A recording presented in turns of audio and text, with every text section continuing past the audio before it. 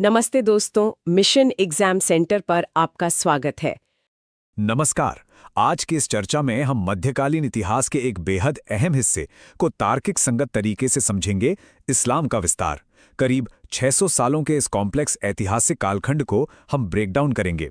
UPSC, BPSC और किसी भी स्टेट पीएससी एग्जाम की दृष्टि से ग्लोबल हिस्ट्री और जियोपॉलिटिक्स को डीपली समझने के लिए ये टॉपिक एब्सोल्युटली क्रूशल है। अपने रिवीजन की स्पीड बढ़ाने के लिए हम इस टॉपिक को लॉजिकली 5 मेन हिस्सों में बांटेंगे। पहला, ओरिजिन्स एंड अर्ली एक्सपेंशन। दूसरा, डायनेस्टीज एंड पॉलिटिकल शिफ्ट्स। तीसरा, इकोनॉमी एंड एडमिनिस्ट्रेशन। चौथा, कॉन्फ्लिक्ट एंड द क्रूजेड्स। और पांचवा, कल्चर, साइंस एंड आर्ट। पहले एक टाइम फ्रेम सेट करेंगे और फिर प्रशासनिक और सांस्कृतिक थीम्स की गहराई में जाएंगे। तो चलिए सीधे अपने पहले सेक्शन पर आते हैं, ओरिजिन्स एंड अर्ली एक्सपेंशन। अरब प्रायद्वीप में इस्लाम की शुरुआत आखिर किस क्रम में हुई, इसकी एक बेसिक क्रोनोलॉजी समझ लेते हैं। एग्जाम हॉल में क्रोनोलॉजी याद रखना लिटरली एक लाइफ सेवर होता है। ये टाइमलाइन एक मानसिक ढांचा बनाने में मदद करेगी। 612 सीई में पैगंबर मोहम्मद के प्रारंभिक संदेश से लेकर 622 सीई के महत्वपूर्ण प्रवासन और 632 सीई में उनके निधन तक के पहले 2 दशक सबसे ज्यादा अहम हैं। यहाँ उम्मा का कॉन्सेप्ट समझना बेहद जरूरी है। इस आइडिया ने एक तरह से गेम चेंजर का काम किया। इस एकीकरण ने अरब समाज को कबीलों पर आधारित खूनी दुश्मनी से हटाकर आस्था यानी फेथ पर आधारित एक अखंड समुदाय में बदल दिया। और फिर आता है हिजरा। 622 सीई में मक्का से मदीना तक का प्रवासन। ये एग्जाम्स में बार बार पूछे जाने वाला कीवर्ड है, और वो इसलिए क्योंकि ये ना केवल अस्तित्व बचाने के लिए एक टर्निंग पॉइंट था, बल्कि यहीं से ऑफिशियल हिजरी कैलेंडर की शुरुआत भी हुई थी। इस जियोग्राफिकल एक्सपेंशन को देखना काफी इंटरेस्टिंग है। क्षेत्रों के तेजी से हुए एकीकरण ने भूमध्य सागर और हिंद महासागर के बीच एक मजबूत कड़ी बना दी। ये एक ऐसी रणनीतिक बढ़त थी जो आगे चलकर व्यापार पर चर्चा करते वक्त बहुत निर्णायक साबित होगी। क्रोनोलॉजी क्लियर होने के बाद अब हम अपने दूसरे सेक्शन पर चलते हैं, डायनेस्टीज एंड पॉलिटिकल शिफ्ट्स। देखते हैं कि इस युग के राजनीतिक मैप को किन राजवंशों ने आकार दिया। यूपीएससी मेंस के पर्सपेक्टिव से ये कंपैरेटिव टेबल प्योर गोल्ड है। दमास्कस में अरब केंद्रित उमाय्यद राजवंश और बगदाद में पारसी प्रभावित अब्बासिद राजवंश के बीच का अंतर बिल्कुल स्पष्ट दिखता है। ध्यान रखने वाली बात यह है कि अब्बासिदों ने 750 सीई की एक बड़ी क्रांति के बाद पावर सेंटर बगदाद शिफ्ट कर लिया था। नुमिस्मैटिक्स और आर्किटेक्चर की बात करें तो खलीफा अब्द अल मलक के सेंट्रलाइजेशन एफर्ट्स भूलने नहीं हैं। उनकी नई अरबिक कॉइनेज और जेरूसलम में डोम ऑफ द रॉक जैसे मॉन्यूमेंटल निर्माण का मेन मकसद एक विशिष्ट अरब इस्लामी पहचान स्थापित करना था। वहीं दूसरी तरफ अब्बासिदों के शासनकाल में वास्तुकला की भव्यता पूर्व यानी ईस्ट की ओर मुड़ गई। समारा की ये 50 मीटर ऊंची सर्पिल मीनार इसका एक जबरदस्त एग्जाम्पल है, जो मेसोपोटामिया की परंपराओं से हेवीली इंस्पायर्ड थी। अब चलते हैं तीसरे और काफी हाई यील्डिंग सेक्शन पर, इकोनॉमी एंड एडमिनिस्ट्रेशन। आखिर इतने विशाल साम्राज्यों को इकोनॉमिकली और एडमिनिस्ट्रेटिवली कैसे मैनेज किया जा रहा था। प्रीलिम्स में ऐसे टर्म्स पर बहुत ट्रिकी क्वेश्चंस बनते हैं। मुसलमानों के लिए ज़कात और गैर मुसलमानों के लिए जिजिया के बीच का फर्क बिल्कुल क्लियर रखना है। ऐसे क्लासिक ट्रैप्स में फंसने से बचना बहुत ज़रूरी है। कमाल की बात यह है कि इस दौर ने ग्लोबल कॉमर्स में पूरी तरह से क्रांति ला दी थी।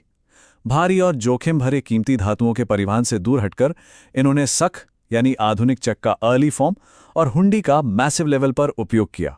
12वीं शताब्दी के इस मैरीटाइम ट्रेड को देखिए।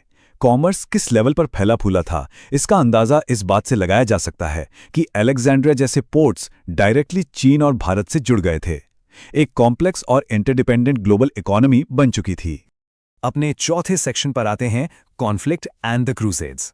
इस युग की हिस्ट्री तब तक पूरी नहीं हो सकती जब तक इन भू राजनीतिक संघर्षों का निष्पक्ष रूप से विश्लेषण ना किया जाए। जेरूसलम के आसपास जो करीब 1 सदी तक लंबा संघर्ष चला, उसकी टाइमलाइन ऑब्जेक्टिवली समझना बहुत जरूरी है। 1095 में पोप अर्बन सेकंड ने वॉर डिक्लेयर की। 1099 में क्रूसेडर्स ने जेरूसलम पर कब्जा किया और 1187 में सलाह अल दीन ने इस पर पुनः अधिकार प्राप्त कर लिया। इसमें दिलचस्प बात यह है कि क्रूसेड्स का ये स्पेसिफिक चित्रण पश्चिमी यानी वेस्टर्न दृष्टिकोण को उजागर करता है।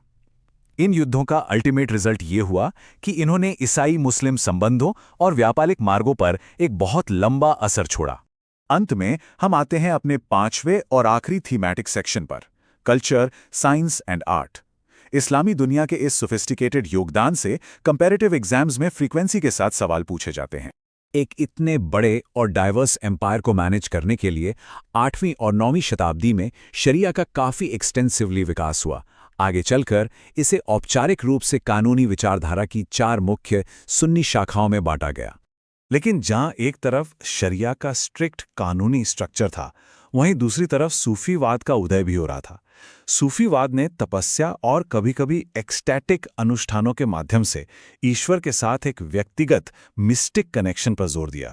इन 3 पॉइंट्स को तो बिल्कुल ठीक से कंठस्थ करना है। बगदाद में बैतुल हिकमा का अनुवाद आंदोलन, इब्न सीना का मेडिकल एनसाइक्लोपीडिया और फिरदौसी का महान फारसी महाकाव्य शाहनामा, ये सीधे फैक्चुअल क्वेश्चंस का सॉलिड आधार हैं। तो इस पूरे सेशन को अगर संक्षेप में समराइज करें तो इस्लामी स्वर्ण युग के इन ग्लोबल कॉन्ट्रीब्यूशंस को इन 4 पॉइंट्स में देख सकते हैं। भौगोलिक मार्गों का एकीकरण, फाइनेंशियल इंस्ट्रूमेंट्स का प्रारंभ, विज्ञान का संरक्षण और भव्य वास्तुकला शामिल है। ये सब डायरेक्टली मार्क्स दिलाते हैं।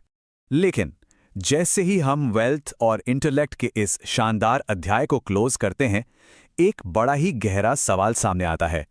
13th सेंचुरी के आते आते ईस्टर्न स्टेप्स से आने वाली ऐसी कौन सी हाईली ऑर्गेनाइज्ड और डिस्ट्रक्टिव नोमैडिक फोर्स है जो इस पूरे ग्लोबल ऑर्डर को पलट कर रख देने वाली है? ये आगे के इतिहास की एक बिल्कुल नई कड़ी है। आज के इस विश्लेषण में हम एक बेहद रोमांचक ऐतिहासिक सफर पर निकलने वाले हैं। अरब के तपते रेगिस्तान से शुरू होकर पूरी दुनिया में विज्ञान के पुनर्जागरण तक, ये करीब 800 सालों का एक ऐसा शानदार इतिहास है जो सिर्फ साम्राज्यों के बनने और बिगड़ने की कहानी नहीं है, बल्कि ये कहानी है इंसान की सोच बदलने की, ज्ञान के विकास की और दुनिया को एक बिल्कुल नए नजरिए से देखने की। चलिए शुरू करते हैं। हमारी इस चर्चा के 4 मुख्य पड़ाव होंगे। पहला, अरब में इस्लाम का उदय। दूसरा, खिलाफत का तेजी से होता विस्तार। तीसरा, इस्लामी स्वर्ण युग। और अंत में विज्ञान और दर्शन का वो दौर जिसने आज की दुनिया की नींव रखी। तो हमारी कहानी का पहला अध्याय शुरू होता है इस्लाम से पहले के अरब प्रायद्वीप से। ये वो दौर था जब घुमंतू बद्दू कबीले व्यापारिक रास्तों के इर्द गिर्द रेगिस्तान के बेहद मुश्किल परिस्थितियों में अपना जीवन बिता रहे थे। पूरा समाज अलग अलग कबीलों में बटा हुआ था और हर कबीले की अपनी अलग मान्यताएं और अलग देवता हुआ करते थे। इतिहास के इस पूरे दौर को समझने के लिए 3 बेहद अहम तारीखों को ध्यान में रखना जरूरी है। 612 ईस्वी, जब एकेश्वरवाद यानी एक ईश्वर का संदेश आया। फिर 622 ईस्वी में मदीना की ओर हिजरत हुई और अंत में 632 ईस्वी जब पैगंबर मोहम्मद का निधन हुआ। इन कुछ ही सालों के छोटे से वक्त ने सच में इतिहास की धारा को हमेशा हमेशा के लिए बदल कर रख दिया। 612 ईस्वी के आसपास का वो पल बेहद अहम था जब देवदूत जिब्राइल ने पैगंबर मोहम्मद तक अल्लाह का संदेश पहुंचाया। गौर करने वाली बात यह है कि ये सिर्फ एक ईश्वर की इबादत करने का संदेश नहीं था। इस संदेश ने उम्मा यानी आस्तिकों की एक साझा और बेहद मजबूत समाज की नींव रखी, जिसने आगे चलकर उस पूरे इलाके का भविष्य ही बदल दिया। इसी दौरान मक्का में स्थित पवित्र काबा शुरुआती धार्मिक गतिविधियों का एक बहुत बड़ा आध्यात्मिक केंद्र बन गया। तीर्थयात्रा या हज ने एक अद्भुत काम किया। इसने उन अलग अलग कबीलों को जो पहले एक दूसरे से कटे हुए थे, एक साथ आने और अपने विश्वासों को साझा करने का मौका दिया। इस जुड़ाव ने मक्का की अहमियत को और भी ज्यादा बढ़ा दिया। किसी भी नए दौर की शुरुआत को मापने के लिए एक कैलेंडर की जरूरत होती है। 622 ईस्वी के ऐतिहासिक हिजरत के साथ ही हिजरी कैलेंडर की शुरुआत हुई। दिलचस्प बात यह है कि ये एक चंद्र वर्ष है जिसमें 354 दिन होते हैं, जो हमारे 365 दिन वाले ग्रेगोरियन कैलेंडर से बिल्कुल अलग है। यही 11 दिनों का गणितीय अंतर वो असल कारण है जिसकी वजह से रमज़ान और ईद जैसे त्योहार हर साल मौसम के अलग अलग समय पर आते हैं। है ना कमाल की बात? अब हमारी इस ऐतिहासिक यात्रा का दूसरा और शायद सबसे नाटकीय मोड़ आता है, खिलाफत का विस्तार। 632 ईस्वी के बाद जिस तेजी से राजनीतिक और भौगोलिक बदलाव हुए, उनका स्तर वाकई किसी को भी चौंका सकता है।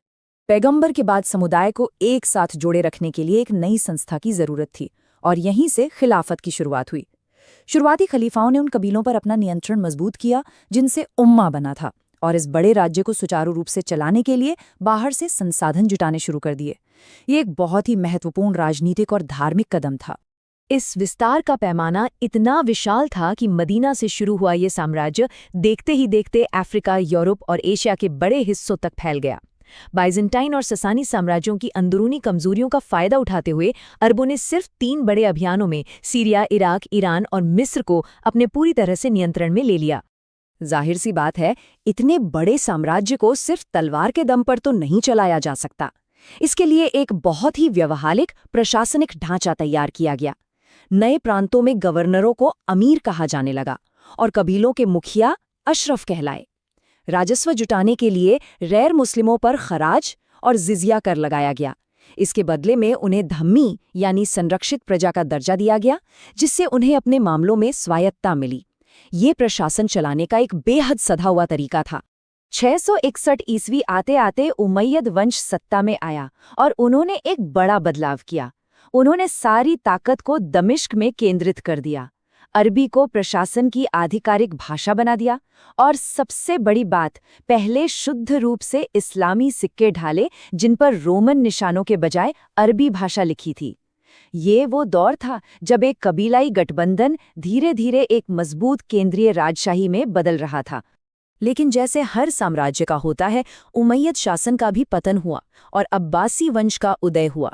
सत्ता का केंद्र अब ईरान की ओर खिसक गया, और यहीं पर एक बहुत ही दिलचस्प सवाल खड़ा होता है। राजनीतिक रूप से उथल-पुथल से गुजरते और खंडित होते इस साम्राज्य ने अचानक से एक वैश्विक वैज्ञानिक क्रांति को कैसे जन्म दे दिया?